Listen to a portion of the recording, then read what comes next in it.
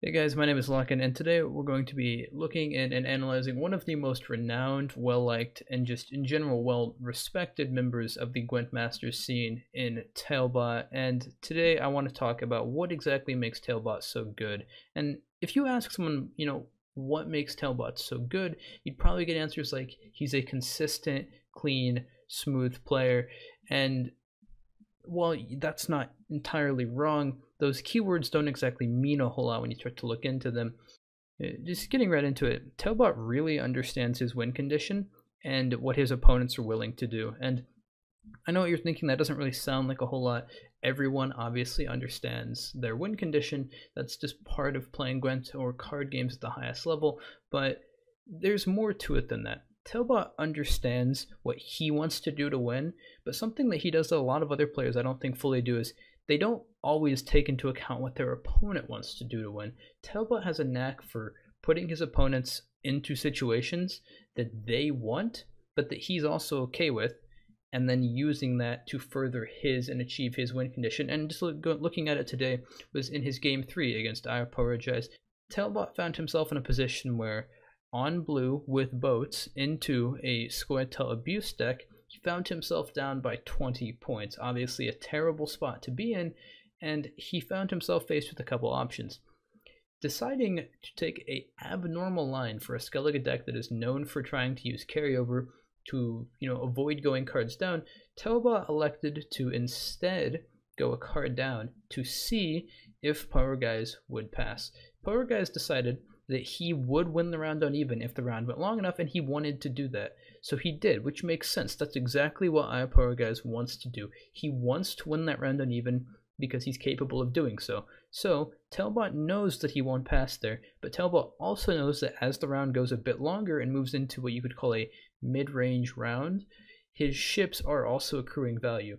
So he plays another card, and he knows that Power Guys will follow suit, which he does.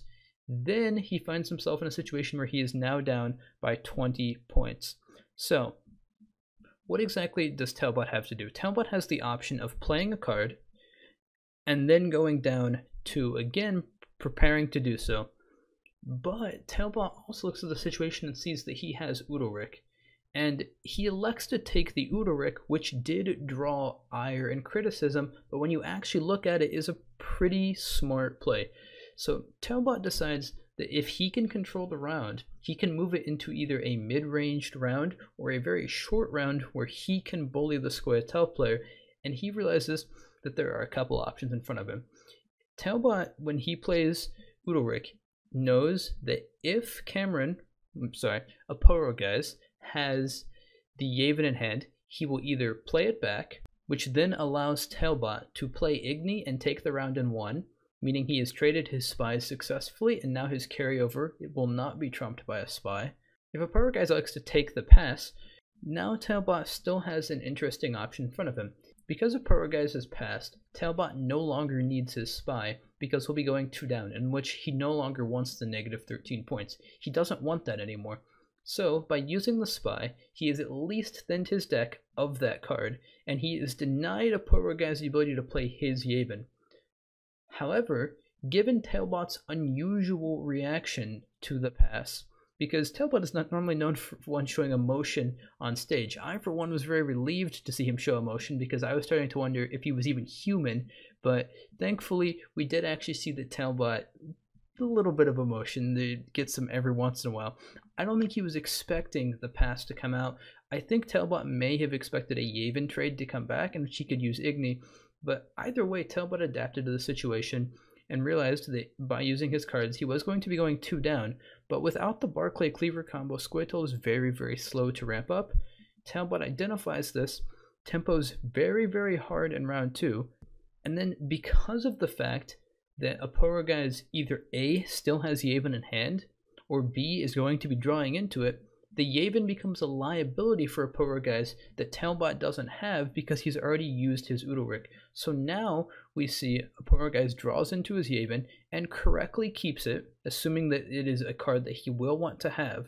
So he keeps it, and now we see that Tailbot is in a position where he can pressure the round and put tempo down very quickly that a Power Guys cannot match because of Scoia'tael's longer round nature without Barclay Cleaver, and he abuses this as such. And despite the fact that he is 2 cards down, manages to get the cards back on even. And then the fact that because Oporegeis had to have the Yavin in hand, and because he has cards like War Dancer, he has a forced mulligan, meaning his mulligans cannot be as free as Tailbot's. And we see this because pretty much any top deck Tailbot finds wins him the game, and Tailbot wins that game handily. But it all goes back to that initial play where Tailbot identified that the Udalryk there could only be a neutral effect. There was no downside to the Udalryk. Either A, you play Udalryk and your opponent passes and you still have to go 2 down, but then you've gotten rid of the Udalryk that you no longer want. B, you trade Udalryk for Yavin, and then in which case your Igni now takes it in 1. Or C, he plays another card as normal, a non-spy card, goes a card down, you are then able to pass, and suddenly you're in a much better position. No matter what option Tailbot elects to take there, he's in a good spot. And there are so many lines of just decisions that branch out from that, and Tailbot identified that in under 90 seconds. Very, very impressive play, and it's something that a lot of players might have not wanted to take that. It's not a traditional Skellige play, but he knows exactly what Oporegeis wants to do with his deck, and by understanding that, he knows what Oporegeis is likely to do, and then uses the Yavin to then switch the pressure. Because in Gwent, series are not won by the games you win on red coin. Those are expected. You win a series by winning on blue coin. And today, Tailbot won both, and that's very impressive. And it goes back to plays like this, where Tailbot is willing to be aggressive, and this aggressive nature of putting his opponent on certain things constantly works out for him. And to a bystander, it may look aggressive, but in reality, it's calculated, which is where we come back to Tailbot effectively being the supercomputer of Gwent, or Tailgod, as some people have started to call him. And the second of 2 things I wanted to talk about is the fact that Tailbot doesn't actually run Sirs or Dunbanner in his Henselt list, which is very, very interesting. A lot of players have begun to dislike Henselt as much as time goes on. Initially, when this meta began to form, Henselt seemed like the obvious tier above all others. Some even argued he was tier 0 at the time, when a lot more Bloody Baron lists were around than Bork lists. But over time, as players have gotten better, a lot of people have shifted away from their Henselt love, and we've seen that a lot of people don't actually even want to play Henselt, as Adzakov elected to not bring it because he just didn't want to deal with it because you have to play it on red coin. But a smart pass can brick IIs, it can prevent you from thinning the machines and then making potential draws awkward. It is vulnerable to itself a lot, and a lot of players didn't want to deal with that or were skeptical, and rather than bringing it as their first deck, just kind of brought it as a third deck. And I like what Tailbot did, because I still think that Henselt is a very strong deck. It's very lethal on red coin and long rounds. You can't really dry pass against it, etc., etc. And I don't like taking it out of a lineup entirely. But what Tailbot did was, rather than play a list that could beat itself, he played a list with most of the strengths, cut out a little bit more of the ceiling to give himself a higher floor by dropping the Sirs. And effectively what he's doing is he's saying that if he doesn't lose to himself, he can win this from this position. And it's very, very easy to see that, because he did the same thing with his Dagon. He effectively said that if my opponent in this first game does not do this, this, and this, I will win with it. And it'll be interesting to see today how exactly Tailbot's Dagon adapts and what happens with his consumed Dagon. But all in all, I like that he makes these decisions and adapts to what players are doing. This far into the metagame, a lot of times we'll see people bringing a standard Conquest lineup, and Tailbot is taking these and he's adjusting it and adapting, and it's not something that we see a lot of people do.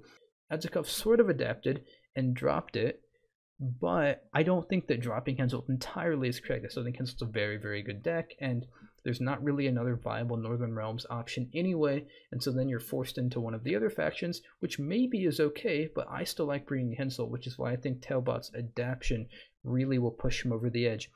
And because of the fact that a lot of players have adapted and started dry passing early against Henselt to try to brick the Henselt with, IIs in hand and machines in hand that will brick the Henselt, Tailbot is prepared for that because he plays ballistas and more machines in the spot of those IIs, making him even more lethal in a long round. And he plays the Bork and the Scorch, again, a better long round card. So all in all, really, really smart stuff from Tailbot. And we see these sort of intangibles, these things that aren't exactly obvious even to a seasoned eye until you really dive in and look at what he's doing. These are the decisions that great players have to make, and a lot of times you don't see this get the credit it deserves, because this is a really, really interesting level of thought that goes into this, and Tailbot's plays are very easy to see what makes him so good. You can see that Tailbot's a very good, consistent player, but it's very, very hard to measure these intangible things that might go unnoticed if you're not really looking into it. And I just wanted to draw some attention to what Tailbot does so well, and what exactly gives him that lethal instinct, or, you know, that air of just, you know, that god mentality. What exactly, you know, puts him a cut above the others sometimes is these things that he does that other people just don't seem to have the same, you know, knack for. You know, whether it's just his cerebral assassin mentality, the ability to make the reads that he does on how far to bleed versus, you know, whether or not he goes for the 2-0, or just those dashing good looks and charming personality. And with that, guys, appreciate you watching. I just wanted to get something out there and kind of throw it out there just to, you know, gauge the interest of something like this. And I wanted to talk about it and bring this, you know, to a head because I'm a very big Tailbot fan. Unfortunately, he did get matched up against a good friend, Apora guys, and top deck teammate. So unfortunate to have Tailbot, someone that I really enjoy cheering, also get matched up against a friend of mine and someone I helped prep. But all in all, I thought it was really well played from Tailbot, and Apora guys did what he could, but it was just unfortunately very, very well played from Tailbot. And, you know, as usual, you're never quite too happy to draw Tailbot from the draw show. So, as always, guys, thanks for watching, and let me know what you think.